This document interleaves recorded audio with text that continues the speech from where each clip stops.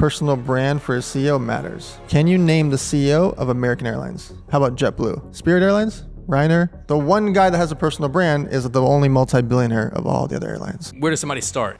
So people hit you up about branding advice, social media advice, both. I've seen, you work with celebrities, you work with big brands, small brands, startups. What's kind of a common theme that comes up that people are looking for answers to?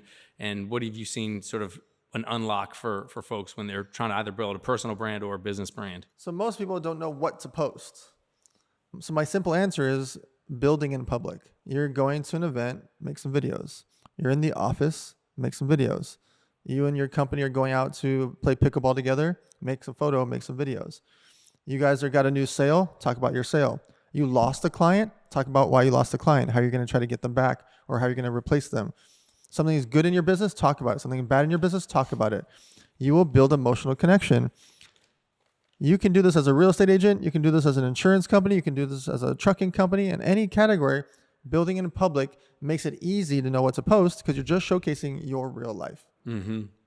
And how about people that are maybe, shy about doing that or shy about stepping out into the, sales realm or online realm or both? It doesn't have to be you, right? You don't have to be the one to post. Maybe there's a 22-year-old at your office that can do it. Maybe there's a cousin, a friend, a daughter, a son, a dad, a friend. Someone else can be in the content if you don't feel comfortable. But I pinky swear, if you just pull out your phone and make some content, you'll realize you can talk about your business better than anyone in the world. Yeah. Competence leads to confidence. If I ask you to talk about how to do makeup for a 13-year-old girl, you're like, bro, what are you talking about? You could study it, figure it out, watch some YouTube tutorials, and maybe later figure out how to talk to me about doing makeup on a 13-year-old. But if I said, hey, how do I open up my first franchise? You could talk for hours. Mm-hmm. Competence leads to confidence. And so if you study your art, your craft, your business or career in depth, your competence will lead to confidence and come off on camera. Yeah. So just get really smart about your category, and I promise you'll be able to talk on camera perfectly fine. Founder-led branding or ownership branding, what does it even mean to you? Because there's so many different places that you could try to brand yourself, in person, social media platforms. People feel like they're probably spinning wheels. Do I have to be a spokesperson? Do I have to be, an influencer? Like how does it all come together, especially for a small business owner, right? Like in our business, right? So you're running a local moving and hauling operation. How important is the branding? It's one of our core values, but where does it start? Where does it stop? And what advice would you give?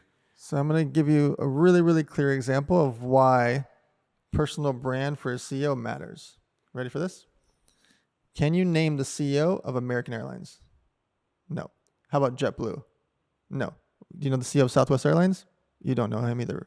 Do you know the CEO of American Airlines? Probably not. Spirit Airlines? Ryanair? I can name so many airlines that you risk your life and your family's life to get on those planes, but you have no idea who the CEO is.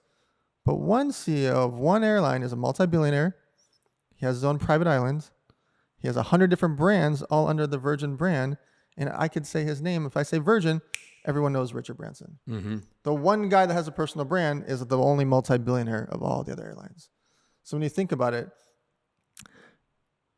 people have oftentimes thought, I'm just going to build in silence and build in private. You can, but you're not going to be the multi-billionaire with the private island like Richard Branson is. That's great. And where does somebody start? I mean, is it just as simple as putting content out on Instagram or TikTok or Facebook, or again, for the small business owner, is it trying to find value content for your clients, your employees, or is it all the above? So all of the above is for sure the answer.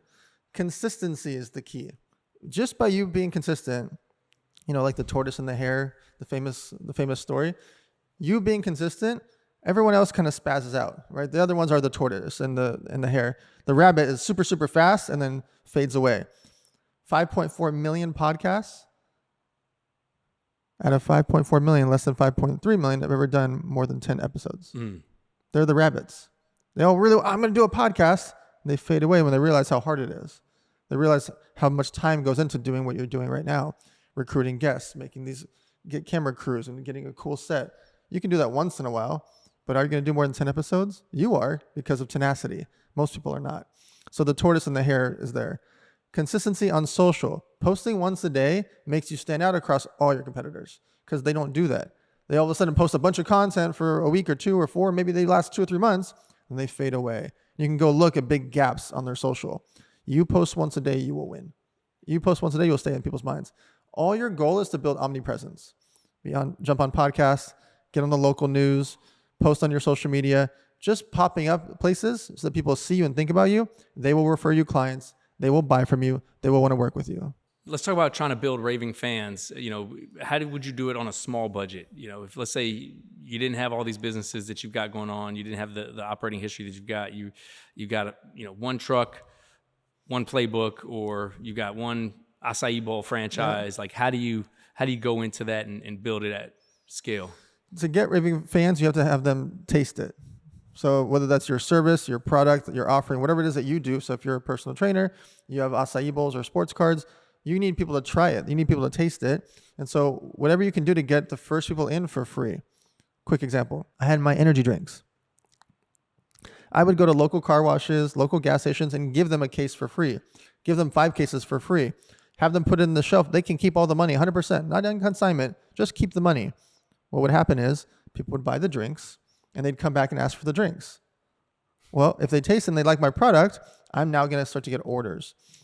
If you're a personal trainer and you go train 3 or 4 people for free for the first couple of times, now all of a sudden you start to get 3 or 4 clients that want to pay you because they liked how much you changed their life.